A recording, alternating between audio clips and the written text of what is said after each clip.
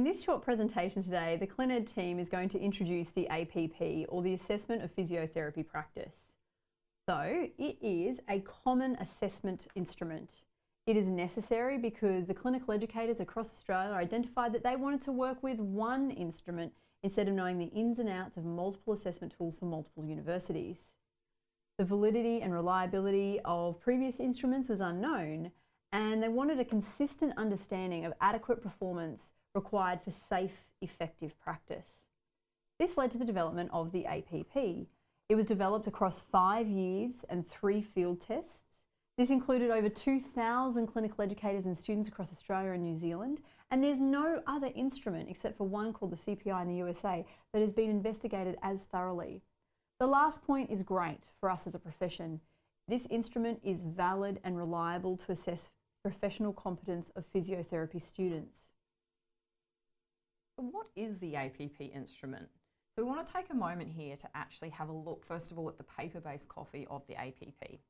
So as you can see, there are 7 domains of practice, and it lists under that 20 items considered fundamental to our profession. Scores are determined from a 0 through to a 4 by a rating scale used in conjunction with these performance indicators. So if we look at it here, as you can see at the top, there's the scoring that I was talking about, so the 0 through to 4. And then underneath that, we have our 7 domains of practice, that being professional behaviour, communication, assessment, analysis and planning, intervention, evidence-based practice, and risk management. So again, this is further broken down into our 20 items, all of which are equally as important. And at the very bottom, we have an overarching global rating scale, which is the overall impression as to your performance across your 5-week clinical unit. So this might be a bit more of a familiar look to you. So this is the new online version called APP LinkUp. So again, it's virtually the same as our paper-based copy. We have our 5-point rating scale at the top, which rates each of the items, our 7 domains of practice, and our 20 items. The difference being that we've managed to integrate in our performance indicator sheet that we'll show you shortly, and you're able to access this by pushing the drop-down menu, and you will be able to see each of those performance indicators. It's important to remember that it's an expectation that you too will also utilise the APP to self-mark yourself prior to midway, and this can be part of your active discussion with your clinical educator in terms of self-reflection and I guess moving forward to being a self-regulating practitioner. So in terms of our performance indicators, for each item, they are examples of observable and concrete behaviours. They hopefully will help guide feedback and obviously toward grading of each item. They provide examples of evidence of competence and are designed to guide both yourself as the student and your educators. Not all the indicators apply though with every single setting. So as you look at the performance indicators, obviously some of those will be perhaps a little bit more musculoskeletal specific, or for example, a bit more acute inpatient specific. So some of these won't be used directly in your marking on every placement.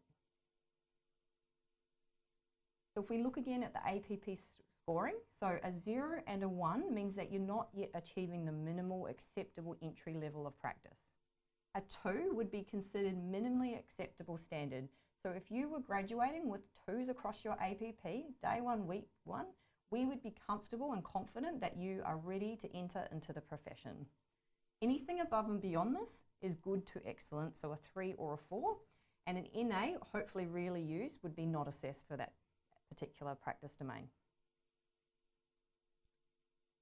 So in terms of the scoring of the APP, your educator will be gathering observable evidence from direct observation of you in clinical practice and interpreting this in terms of your performance.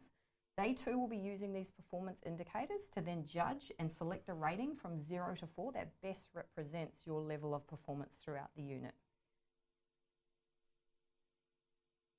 So the global rating scale, as I alluded to before, is the overall opinion from your clinical educator. And this is to whether your overall performance was not adequate, good, or excellent. So this will only hopefully be completed at the summative or final assessment, and it should only be completed after all 20 items have been rated. So what we've kind of put in there, although this is more for your educator, is just to give you an understanding of the process that your educator is going through. So if they were to sit back and ask themselves the question, what level has my student demonstrated most of these items at, they would then select the appropriate level of being not adequate, adequate, good, or excellent. So a bit of information to digest from what the APP is, but a couple of tips that we've picked up from students on placement. We recommend you have a copy of the APP assessment tool. It's really assistive for your reflective feedback. If you get to the end of, if you get to your mid-unit feedback and there's a couple of scores in there that you want to know more about, you can have also a copy of the performance indicators with you. So these are what your clinical educator will often refer to help identify what is the difference between a 1 and a 2 on the APP, for example. So this can be a nice handy tool to have with you for reflective practice and to understand what your clinical educator is hoping to observe objectively whilst you're on clinical placement. In terms of the APP, that's what we wanted to cover, but as always, if you wanted to know more or had some questions or wanted to debrief about a clinical placement, the ClinEd team are absolutely available.